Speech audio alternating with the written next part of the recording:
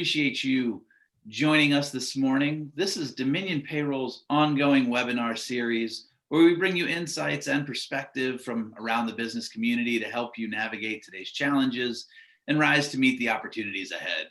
From everything including legislative updates and analysis to industry spotlights and sharing the stories of folks' entrepreneurial journeys that you might not otherwise hear, the Beacon is here for you every Wednesday at 11 a.m. I'm really excited to welcome our panel this morning, but before I introduce them, just a couple housekeeping measures. If you do have any questions for our guests today, please don't hold back, but submit those through the Q&A and I'll work them into the conversation. We ask that you use the Q&A and not the chat function since we do record these, publish them on our website, and the chat function disappears into the ether while the Q&A remains. So use that Q&A button at the bottom of your screen, please.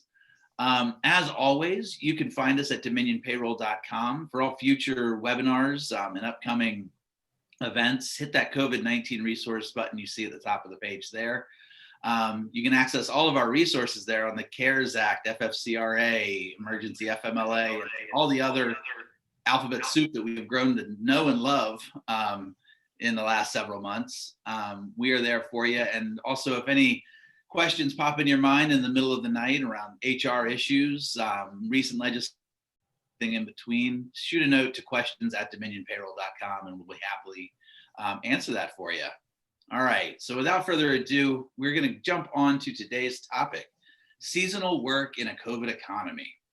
So for many folks in the American economy, employment is tied to one place where you go from 9 to 5, Monday through Friday. And that tends to be year round. You might take a week or two of vacation and that's work for so many people. But for some businesses, there's a seasonal rise and fall to their labor demands, to the products that they need to procure from a worldwide supply chain. And large portions of revenue are made in relatively small portions of the calendar year. This time of year, it really is easy to imagine the seasonal work of mall Santas and all their elves, the cottage industries that rise up around ice skating rinks and Christmas tree farms, and of course, all the seasonal retail hires that sell us gifts and move products all around the country. But today we're going to go to slightly a warmer place in our mind, and I'm going to talk about seasonal work and businesses that rely on this labor force in sort of a warmer time of the year and a warmer climate part of the country. I'm really excited to welcome my two guests representing an amusement park in Central Virginia and a sunny upscale community in Naples, Florida, decidedly warmer than the icy rain that is pattering against my window right now. Please join me in welcoming to the Beacon Owen Matthews and Martha Mazzitelli. Martha is the CFO of Bay Colony Community Association, 100-acre upscale community in Naples, Florida that includes everything from condos and neighborhoods to golf, tennis, private beach, swimming, dining, clubs, you name it. It is an all-inclusive spot. Martha brings 30 years of experience in the hospitality management, 20 years as CFO at Bay Colony, and a responsibility of over $17 million in revenue. Martha, I am really excited to get to know you in this conversation and learn about Bay Colony and all the insight that you can bring to seasonal demands on labor. Thanks for being here. Well, thanks for having me. Absolutely. And next up, we have Owen Matthews. Owen is the VP of Finance at Kings Dominion, an amusement park that employs over 3,000 employees from professional to skilled trades to entry-level guest services. There's a time in Richmond, Virginia, where everybody's first job was either at U-Crop's grocery store or at Kings Dominion. I know that Owen is proud to be a part of that. Owen has been with Kings Dominion since 1998 and in his role as VP of Finance since 2002. I know that Owen has one of those resumes where you wonder when does he sleep, given his involvement in the community. A huge focus on workforce development, which includes seats on the Hanover Superintendent School Advisory Board, the Career Technical Center Education Advisory Board, and the Reynolds Community College Board. I know Owen through Chamber RVA and his active involvement there, and also Virginia's Restaurant, Lodging, and Travel Association. A guy who doesn't sleep or doesn't sit still very well. Owen, welcome to the program today. Thank you very much. Great to be Great here. to have you both. I always try to do my best to give a little bit of a bio, and but I know that I will be a poor substitute for what you can tell us about sort of your background and the organization that you represent. Martha, I'm wondering if you could just tell us a little bit about Bay Colony Community Association, the amenities that you provide, and really sort of that rise and fall in terms of, how many people do you employ at the peak parts of your year? Just anything that you can add to sort of more fully color in that picture of Bay Colony for us. Sure. And to what you were saying in your freezing rain pelting, it's 81 here today. I'll send you a scarf. We're going to get a cold freeze coming in tomorrow, but it's so nice today. That's But great. you hit it all with the description of the community. It's an organization. It's a 501, and we budget to break even. It's been a tumultuous year, as I'm sure it has been for every industry, but I feel like in the club industry, we're in a good niche because of how we bill our dues and that we are a break-even entity. So not that we didn't have a tumultuous year, but probably better than most businesses. But we have about 80 full-time employees in the summer, and I'm sure our business is the complete opposite of Kings Dominion. We're busy from October 15th to April 15th, so it's the opposite of when you're busy. But full staff, which we're gearing up for right now, in mid-December, we'll have about 160 employees. We employ about 23 H-2Bs in season, and we found that niche really works for us because they're here 6 or 7 months and they fill the niche that we can't find here in the United States per se, and we get the same ones over and over. So our homeowners see that familiar face. So it truly works for us in the functionality. We probably have 50 seasonal employees, part-time, full-time in that time period. And then, like I said, we go back to in the 80, 85 range in the summertime. A little less last year because of what happened, or this year, excuse me. It feels like last year because of what happened. You know what? I'm with you on that. Let's skip the last 2-3 weeks of the year and let's just get on with it, right? Right. And tell us a little bit more. I mean, 3,000 employees coming, into Kings Dominion. I know that you have a year-round staff, obviously, and operate throughout the year, but there's certainly a peak demand. I know when I bring my 10-year-old in July, it's a small army working there at Kings Dominion. Tell us a little bit about that. Thank you for coming here in the middle of July. We like that too. So at Kings Dominion, I would say our staff, we probably have about, our season begins in March. Kings Dominion is what I would call a premier amusement park. To those that aren't familiar with the area, we're actually located in what would be considered the rural area of Richmond, Virginia, in Doswell, Virginia. But so people have to commute to get to us. It isn't a big population of neighborhoods that surround our amusement park area. And we have about 70 maintenance staff that are full-time, which is primarily maintenance is the heavy full-time lift in our amusement industry. And then we have another 50 full-time that works either in administration, marketing, finance. And then we also have operations, which would be your rides, your food facilities, entertainment facilities, and safety and security. So we are a little city, no doubt about it. And we each have our sections that help to help our general manager manage through our city and our day-to-days. So as we move forward within that, that's kind of the functionality. In the summer, we have 4 seasons. So you have the spring, getting things up and going. And that's primarily a school field trip type of environment, early spring. And then you get into the summer after school's out. And that's a big, heavy family vacation time period. During the summer, we could have 1,300 people working on a Saturday.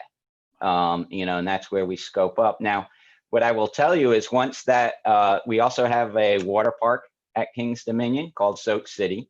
It's a great attraction, and it is actually was our 2020 capital year was to enhance our Soak City facility. What we moved into in the fall is the second leading holiday, which is Halloween. So we transfer all of those lifeguard and Soak City employees to monsters and ghouls that where we have 7 mazes and scare zones. And guess what the leading holiday is? The leading holiday is Christmas. And 2 years ago, we opened up for what was Winterfest. And that's a really exciting thing. So now we go March through December. All right. That's great. So, you know, that I guess that January, February is a little quiet time, some planning, and then ramp right back up again. Quiet, if you want to call it. Yes. Yeah.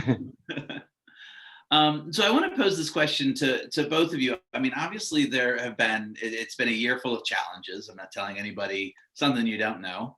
But I'm curious how the unique needs of, you know, both safety and precaution, but also, you know, that you have a desire to continue operating, providing great services to your, you know, either your customers or your homeowners. You know, Martha, can you tell us a little bit about how the coronavirus and sort of that economic impact has played out at Bay Colony? You know, have you seen fewer snowbirds coming down? You know, what does that impact really look like over the last 7-8 months? It was interesting, not something that I thought would happen. We immediately went to doing a reforecast. What happened is the people that were actually here as it happened in mid-March stayed longer. So the business became very flexible. You know, our food and beverage business immediately went to takeout and delivery. So that we utilized the staff we had. You know, all the seasonal staff left. We sent the H-2Bs home because we were afraid they wouldn't be able to leave if we didn't.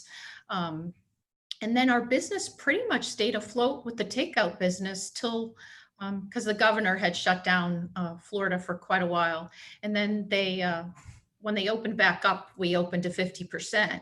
But we did that because the members and the homeowners here really wanted to be safe. They didn't want to open up full tilt. And then we decided to give other options. It's takeout, delivery, and then we have a pool deck, and they did 50% out there. And our business has done better this year than in the past 3 years, believe it or not. And, you know, it's very strange, but and then people, we didn't know if people were going to come back in the fall, because they usually trickle back in October, November, and they've come back full force because they feel safer here in Florida, and there's less restrictions than in the Northeast or Midwest. It's kind of interesting. Yeah, I think it is really fascinating. And one of the things I love about these conversations is that kind of insight and perspective, the movement of people and where people feel comfortable and safe, and all that goes into it. So I really appreciate that. And I'm super encouraged to hear that y'all have done, you know, better this year than the past 3. That's wonderful. Owen, before we started up, we were talking a little bit about that, the safety concerns for the public coming into Kings Dominion. I'd love it if you tell us a little bit about, you know, some of the ways that you guys have met that practical concern of people coming to visit you. So fairly, I'd like to say, following the CDC guidelines is clearly where it all works out, and the primary focus. I think probably the best way to kind of tune into where we were was, you know, March 23rd was our first day to open. And so we were gearing up and getting everybody ready for March 23rd, when March 13th was really the day. That's when schools went out of session, and it was really the big shutdown began on March 13th in this region. So that was kind of that big time period. So during April, we really spent a lot of time evaluating the CDCs, and I would tell you CDC guidelines, and a lot of communication within the hospitality industry. So Kings Dominion is one of several amusement parks as part of the Cedar Fair platform and portfolio as a business. And within that, there was a lot of communication within the industry as to how we can entertain guests. because I will tell you, we are a large geographic footprint to come and visit. So we knew that if you could be open in the city, how can you be open at an amusement park? So a lot of communication with industry, Cedar Fair, talking to Six Flags, talking to Disney, all of that. It was a huge partnership, not one business or one location.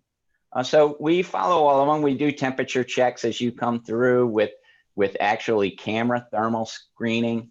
You need to require a face mask at all times. And that was all through the epidemic. That was always going to be something that we were always going to do temperature check, always have a face mask. And then we have signage everywhere, and the communication to our associates was going to be vital. How many people you could put in a back room? You couldn't put all the same, it wasn't going to be 1,300 people in the summer. We knew that we were going to employ. Well, that's great. And I know that, the businesses that have successfully navigated this with a real spotlight on safety and those concerns are the ones that people feel safe returning to time and time again. So it's great to hear. I'd like to turn to sort of looking at the hiring landscape. Martha, you mentioned the H-2B visa holders, and I know that you both employ folks. Whether it's a first-time job, whether it's bussing tables or greeting people, at the front gate, up to professional staff. And I'm just curious, Martha, I'd like to start with you. How is the labor market for Bay Colony right now? When you guys look across your needs to, are there enough skilled workers? Are there enough people that are clamoring to be in the job force? Is it taking longer to fill positions? What does that look like for Bay Colony? I guess we're unique. Since we're a high-end community, we make sure our what we're paying our employees is at market value. We've not seen this year any issues with hiring talent or at any levels of staff. Any differently than any other year, quite honestly. It's about the same. We haven't had to raise our hiring rates, even at entry-level positions, to fill them. And like I said, the H-2Bs are that niche that we need, just because we need 6-7 month staff in a shortened period of time. Yeah. We're lucky enough to be able to do that, and that our owners actually let us do what we need to do money-wise. But it's been great. The only thing we did this year, because we didn't know what business levels were going to be like, stagger people in and out. They didn't all come in September like usual. We did some in November, some in December. So, that's helped with budgeting and keeping people happy. And like Owen said previously, the communication is the biggest key to what we've had to do. Internal communication to the staff and external communication to the homeowners, so that they feel informed, protected, know what we're doing safety wise. The key to this whole year has been flexibility, I think, from the employees and from the owners and, us in the management side. So, and it's worked. Thank God. Yeah. So, and I'm curious with the H-2B visas, and for our audience, will you explain exactly what that means in terms of people coming from abroad to work? And has there been any snags with that program, or has that been fairly seamless over the last couple months? When you start the H-2B program, you start in March. So as we were sending them home in 2020, we were actively saying this is how many we needed for the coming year. We thought there were going to be snags. We get people from Jamaica, Mexico, some from South Africa. We've had some that we can't get from South Africa this year because of COVID and the restrictions at the embassies. But the people from Mexico and the people from Jamaica, it was a slower process because we kind of slowed it down a little bit based on business levels, but it's all worked out well. Thank goodness. That's great. Owen, I'd like to turn to you. I know that as you staff up, and as I sort of mentioned at the outset of the show, a lot of folks here in Central Virginia, their first job is snapping pictures at the front gate of King's Dominion and that sort of thing, or handing people teddy bears when they get the ball in the basket. Right. How has there been any sort of challenges in terms of staffing up? Have you found, I know that in March we saw across the country just record unemployment, and so there's plenty of people that are looking for work, but there's the challenges of safety and comfort that come with it. How has that sort of story played out for you all over the last couple of months?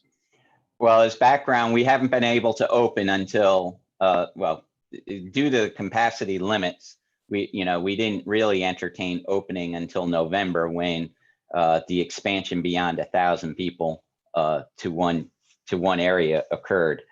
So that's when it really kicked in. Prior in March, we were hiring, as Martha said, kind of consistent with prior years, and felt pretty good about where we were at. There'll always be a challenge when you're trying to recruit so many employees.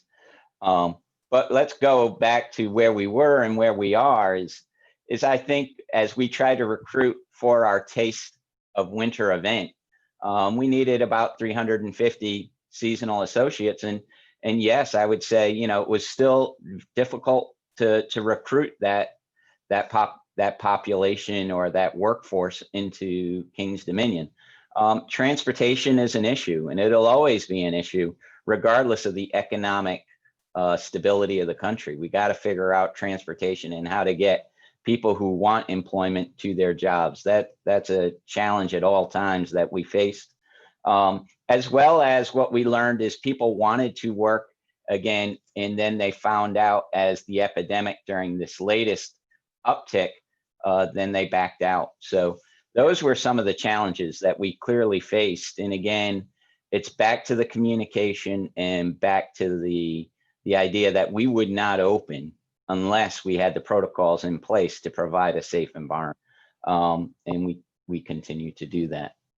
If I could, I would say, though, I think one of our challenges in our hospitality industry is getting people to realize the value of every job being important. Yeah. Just as a workforce, and where we see is that there are jobs out there and available, and relaying the message of the importance of that first job is critical. Absolutely. So I want to take a step back, and I know that this conversation, thus far has been focused largely on sort of the unique challenges of 2020 and the coronavirus and everything that's there. But I think that if we strip that away from the conversation, there remain unique challenges in having a seasonal workforce. And I'm very curious to hear both of you, and Martha, I'll start with you. How in terms of training and the investment in employees, I think in what a lot of people think of as sort of standard employment, you train somebody once, you hope to get a nice long tenure out of them before they, go on to another thing. And if you put that upfront investment, you only get, maybe 4 months of employment out of them, and then you have to turn around and do it again. That's a fairly unique challenge. How does Bay Colony sort of approach these seasonal workers? Do you feel like you have really good retention with folks coming back in on a cyclical basis? Or, is there a bit of that attrition where it's sort of an ongoing difficulty in terms of just making sure that staff have everything they need to do their job appropriately? Well, I focus so much on the food and beverage side of our business, but we have a whole other side. We have what's called signature services here. It's a concierge type business. So if you live in a condo or a home, we can do your pool, we can walk your dog, we can flush your toilet when you're not here. I mean, we have a whole segment of our staff that does that. Believe it or not, there is attrition in that side of the business, but for some reason this year they stayed. COVID had kept them here, where they might have gone and been in the housing industry, framing or doing whatever, at higher wage. So that stops some of that. It's always a challenge. I forgot that this year with the H-2Bs, we had to get transportation for them, like Owen talked about, and we had to hire drivers and a van to get them where we needed to go. So the seasonal H-2Bs, they're wonderful. And it's not just us here in the HOA. I mean, it's all over Naples. They have H2Bs. They're a captive audience. They come here, they want to work, they want to make the most money they could possibly make in a 6-7 month period of time. I would say half of them come back that are the same people that we had the past couple years. So training is an everyday thing, and it just depends on who you're talking about. You have hostesses, like you said, and bussers and that kind of thing. It's constant, reiterating what happened. And then you add the whole COVID mix into it, because you have to sanitize everything after everybody gets up from a table. There's no salt and pepper shakers on the table. I mean, it's just a myriad of things that have to be trained and retrained in the environment we're living in right now. And it's forever going to be changed, I think. I don't know. I think you bring up a really excellent point there, that it is everything from the absence of salt shakers, or going from ketchup bottle to ketchup packet, up to screening temperatures on 100 people coming through your front door, and everything in between. I mean, the logistical nature of all this certainly has a huge training component, but I mean, it's also just maybe it's a puzzle solver's dream, frankly, trying to navigate all of this. Owen, how is in a normal year that training component, and do you see a lot of return workers coming back and filling the same positions? Well, first, I want to just say that, we have an awesome staff. What you have to go through within working through an entire season within an amusement park offers a lot of variety and a lot of customer interaction. So I would tell your group that if you see someone who has a season of experience at King's Dominion, to hire them, because they have been trained to deal with customer service and guest interaction. And they've had to explore a myriad of challenges in any days. While the same, you might think running a ride is running a ride, the interaction of a guest on a given day can be very unique. And then you deal with the exterior temperatures and dealing with rain or heat or cold. So I would say it's a challenging job. It doesn't mean it's not a fun job where you get to interact with guests and fellow employees. So our retention, we'd always want it better. Sure. But what we do understand is that we are a first-time job seeker. And if you have the passion and the drive, you can become a supervisor by the time you're, 19 years old, if you start at an earlier age. One of the things I'd like to bring up to the group is if you look in the hospitality industry related to US travel, if your first time job was in hospitality, by the time you're 50, your average wage is $82,400. So really what they've learned is that within this environment of learning the guest reactions and interactions, you really get critical skills, not soft skills. And we train on those. This year we moved it to virtual, but prior to that, you have an orientation, a department orientation. Then you have your certification, be it Serve Safe certification in food or ride certification in ride operations, safety and security, how to interact with a guest, both hostile and non-hostile guests. So there's a lot of training, and I would say well over 40 to 60 hours. And then you go with just day-to-day living, which is the most training you can get. Well, I proudly come from a restaurant retail background and have long maintained that human society would be better off if everybody were required to do 6 months waiting tables or interacting with guests. I think that should be a national service initiative. And I think I think you bring up that point too, is within that hospitality and in the food service industry, King's Dominion and all hospitality, that critical element of safety is involved in every step of the training, be it safety for you and safety for your guest and the person you're interacting with on all levels. And that becomes important as they move into these future jobs. And if you go into construction, if you go into health services, all of those positions, they hear that safety message, but they've already been introduced to it. So I think that's one of those critical soft skills. That is a really good point. Everything being focused around, yeah, I mean, I'm thinking back to my early days as a, college student, and everything from cooking temperatures to dealing with knives, and safety was a huge part of everything that we did, just to get a hamburger, out to a table.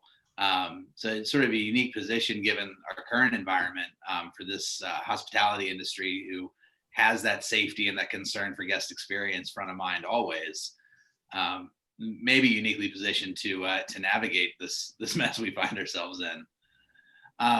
One question that I'm curious about, given both of your operations, in early days of 2020, we found that things like Lysol wipes and toilet paper were in short supply.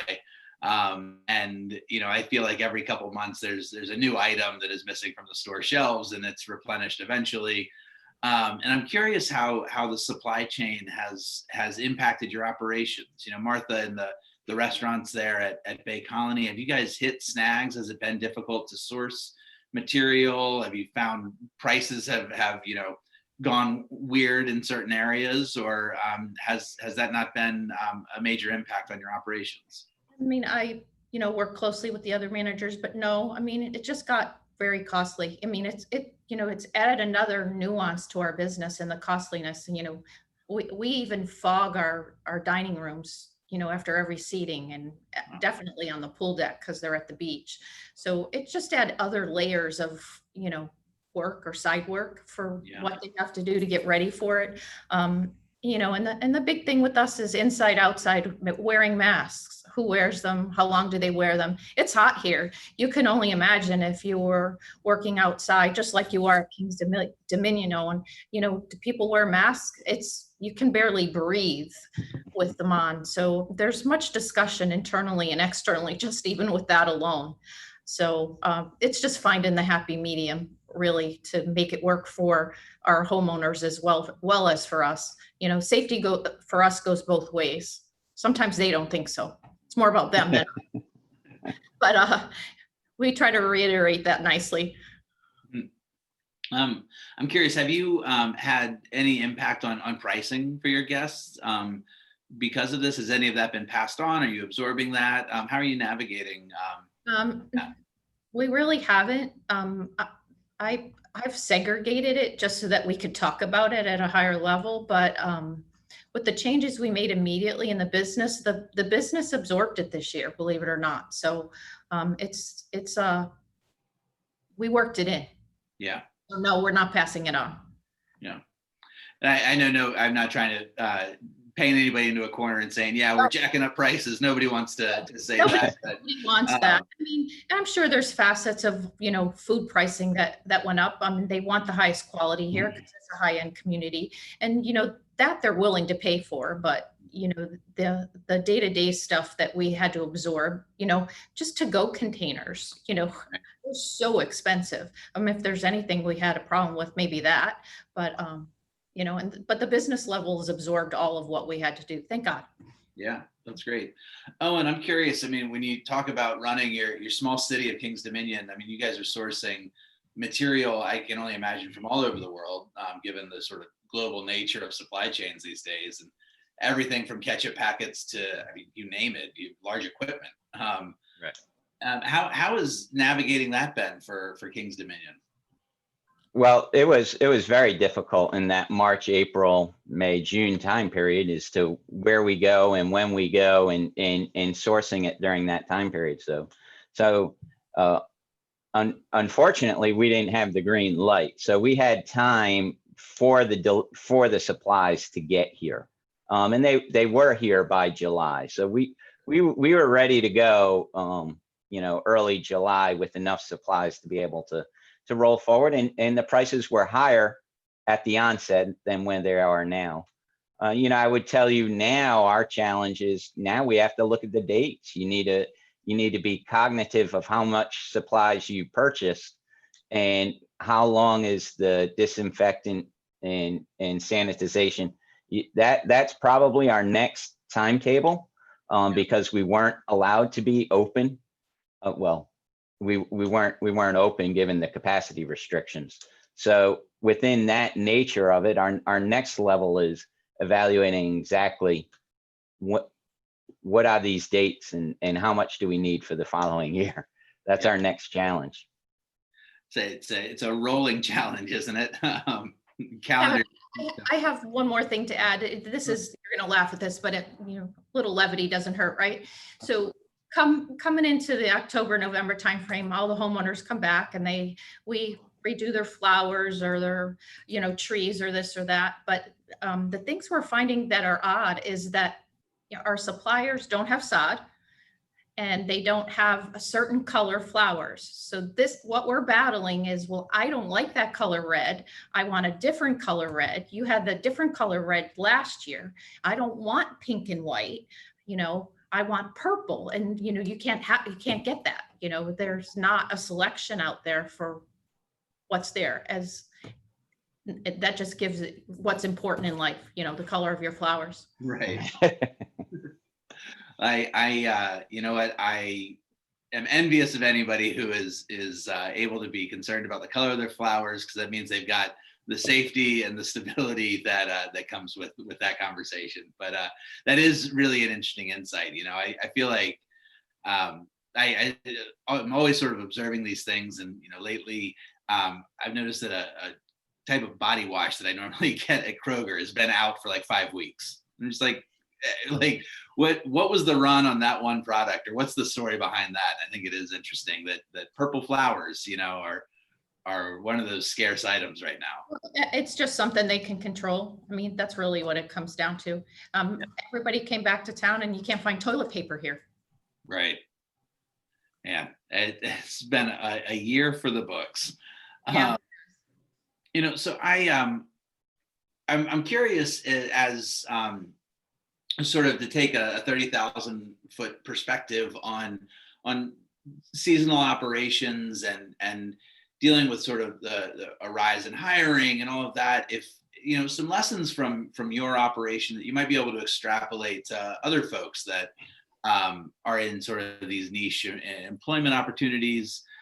Is there something unique to running a seasonal operation, piece of advice that you would pass on to someone in terms of, specific skill set that is required for it, and organizational, what's something that you would advise folks that, have to ramp up hiring, ramp up purchasing, and make their money in a portion of the year? What's something that comes to mind around that? Owen, can I ask you to field that one? Sure. From my own internal perspective of what we see is what we learned. Even, certainly quite a few challenges came about, but we got to take something from all the hard work that we can bring into the future. And one of those things that I think training, as you talked about earlier, is a critical component. How do you effectively train and get the message of your brand, your business, your goals? How do you get that out there in an effective way? And clearly we were built to come in. We did group interviews for our hiring, given the number of people. We wanted to see them interact with each other before we, offered an offer sheet. So that changed dramatically into a virtual world. And also the virtual world became online training. And I would tell you that as we do that, one of my recommendations is to go through the training. That's something we do here, is actually sit through all of the training that you need folks to sit through. Because that's part of the messaging and learning. It's easy to tell somebody to do it, but when you sit through it, you provide a better perspective of what you want to see. And I would say our training message is probably more consistent now that it's virtual and everyone's getting it. So when you used to go to a department orientation, you might have 3 different folks. You have 3 different types of classes because the makeup of the class is different every time. So it's not always the same. And I think there's good to that, right? It's not always the same. But now we know when you do the serve safe 2-hour testing, everybody had to do it and everybody heard the same message. So when you do your orientation training, you can echo that exact same messaging so they see it in a different repeat. So from a seasonality standpoint, when you're hiring, you're not looking, it's great when you get them for 2 seasons, 2 years, 3 years. That's fantastic. That's a passion. But your training has to be summarized, consistent, and reinforced over and over again, would be my recommendations. No, it's a really good takeaway. Just paying attention to those details are really going to provide, seasonal employers that sort of the little secret sauce in terms of having successful employees. Martha, anything come to mind in terms of thinking about that sort of rise and fall of guest needs and everything there? Any recommendations you'd have? The good part for us is we have seasoned department managers, and they understand the same message because we meet weekly, and they passing that on to their employees. But the key, just like Owen said, it is patience, flexibility, on the job training, reiterating over and over again, retraining. We do safe serve here too, in the front and the back in our food and beverage department.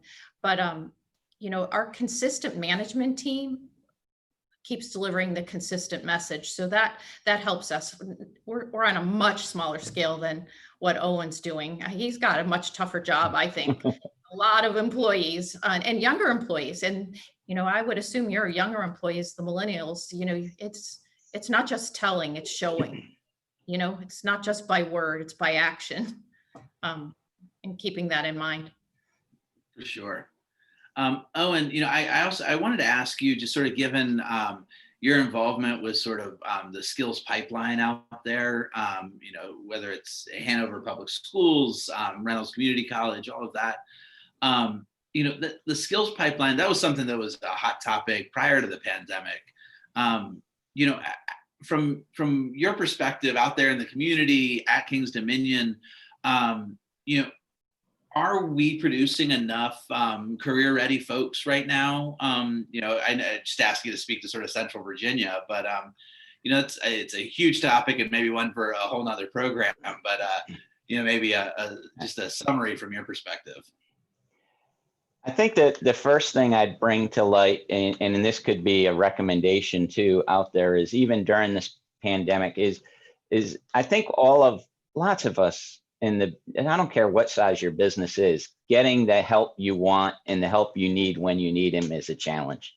It doesn't matter what business you're in.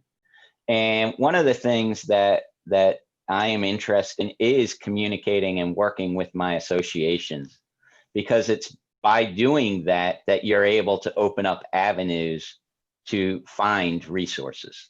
So, that's one thing for certain that I think you need to do to find out about that pipeline of people. As it comes to, that's why I'm engaged within the school communities.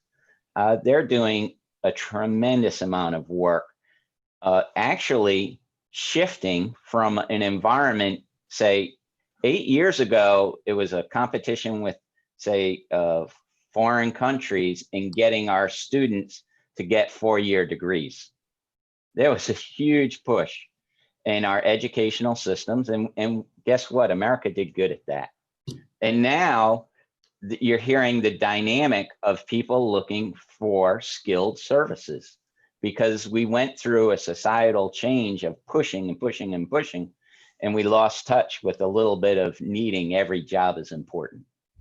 So, a long-winded answer, but what I would say to you is that I think there is definitely resources out there. It's trying to make sure that we communicate the message of every job is important. Look, that first-time job seeker, I have 5 children. My first 2 children worked at a very early age. The third one, which isn't as old as the first 2, he was into sports, and his first job just happened after he graduated from high school.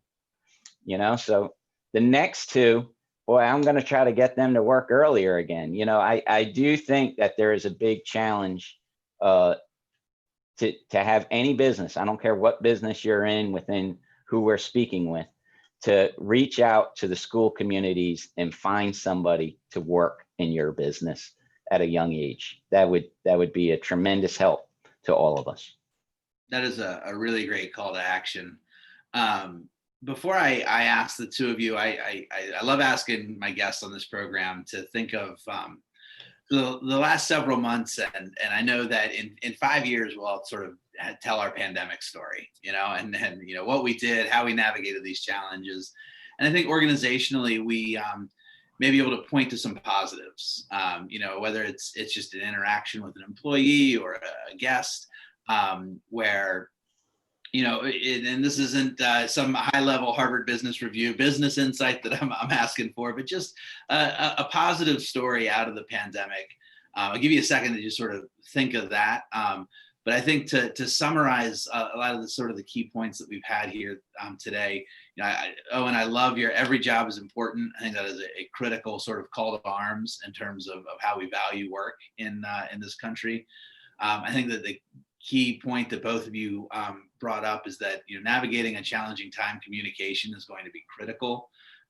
There's no such thing as over communication in a crisis, and so do it internally, do it externally, say it from every different angle, and then I think it seems fair to say that hold true to your values. The core of what your brand is and what you're providing to your guests and your constituents may need to look a little different this year, but the core needs to remain. So I really appreciate both of your insights. But Martha, if I could turn to you, and as you think back on the last several months, is there a high point or a positive anecdote that comes to mind? I don't know if there's a positive anecdote, but one thing I think we all learned is I was able to work from home for 6 weeks and keep the business running without missing a beat. So based on the foundation that we had put forth.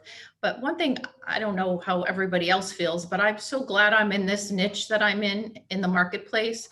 I think what I've learned is that my job is important. And when we were ready to go back to work and we could go back to work, we were glad to go back to work. So those of us that have jobs, we were happy about that. And like you said, we'll have pandemic stories probably, and we can write a book, but I'm very thankful to have a job and be in the job that we're in. That's great. So if any of our guests watching this want to connect with Bay Colony Community Association, where can they find you all on the web? It's bcca-inc.com is our website. Give you a glimmer of where we are on the beach. 11 condominiums and 5 neighborhoods. It's quite a unique community. Yeah, and well worth. I'd recommend everybody just go check it out for, particularly if you're in the northern climates right now. It's a breath of summer air really coming through the computer screen, palm trees and blue water. So Martha, thank you so much. Owen, if I could turn to you as you sort of think over the last couple of months, what's part of your pandemic story, as I'm calling it? Oh, well, I gotta say, I have all ages having dinner with 5 children at the dinner table, all 7 of us for over 60 days in a row. That is probably what I will look back at and laugh. My poor daughter who had 4 brothers, just crazy stories. So probably more of a personal laugh at, I can't believe we made it. Sure. 60 nights in a row at the dinner table. But beyond that, I think there are a lot of great moments. Obviously, when we opened up for the first time for our Taste of Virginia, and all the effort that went into getting that open. We thought we were going to open up 2 other times, and it didn't happen. That's what we're built to do. We're built to entertain and see families together. So that's going to be a memory. And from a work side of it, I think what we learned about virtual training and bringing that to the next level, I think we can be more efficient, and hopefully we can learn and improve to to make our messaging and our training even better with consistency. That's great. Yeah, the time with family, the time working from home where it's functional and it actually works. It is sort of it's exciting, and it is good to know that the work we do is important. Owen, tell us, how can folks visit King's Dominion now and in the future? How can they find out more? Certainly. So kingsdominion.com.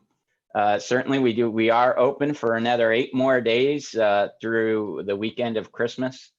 Selected days only. There is a limited capacity, so jump on. We'd be glad to have you. It is a very safe environment. It's a smaller capacity, but still enjoyable. A lot of fun, a lot of lights, and some great tastes of some food. So really excited about that. And then also I'd entertain cedarfair.com to look at the whole portfolio of Cedar Fair. It's a fantastic company. All of our properties are premier amusement parks and premier experiences for family or employment or partnerships.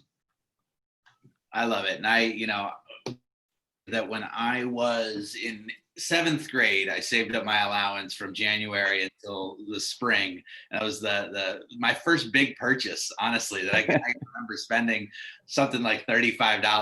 That dates me a little bit to how much a seasonal membership was, but that was a key purchase in my formative years, and I look forward to getting back there. I love that. Well, Owen, Martha, I truly appreciate you both taking time out of your busy days to be here to share your insight and perspective with our audience. I know that folks out there benefited from this conversation, and that we always really enjoy sort of those unique insights that you're able to provide. I grew up on PBS, and I always love seeing how a factory works or learning about how the sausage gets made, and so the insight on King's Dominion and Bay Colony has been exciting for me, and I hope that you both have enjoyed this conversation as much as I have. I certainly did. Respect what Owen does and every day too, bigger level. But I wish everybody a safe and happy holiday. Wonderful.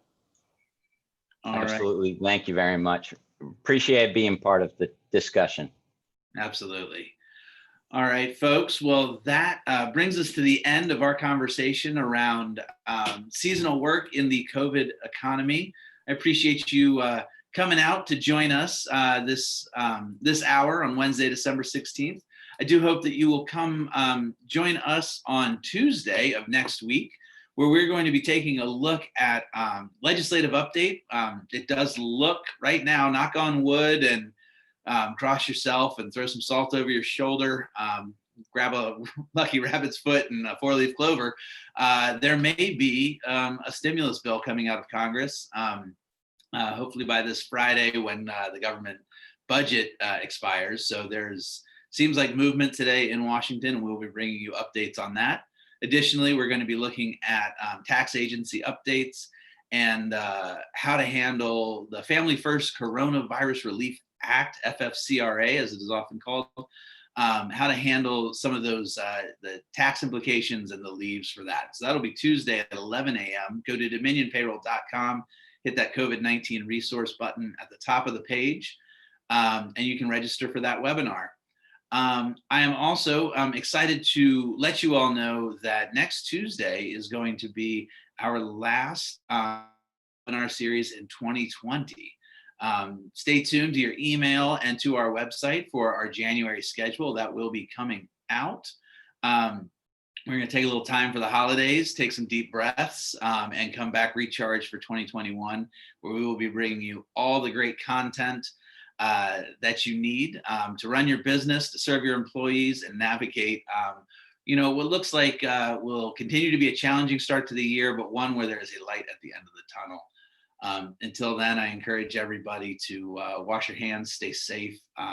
It's been a great joy of mine to host the Beacon this year, and I am eager to continue in January talking with all of you. So have a safe and happy holiday. Much love to everybody. Take care. Bye-bye.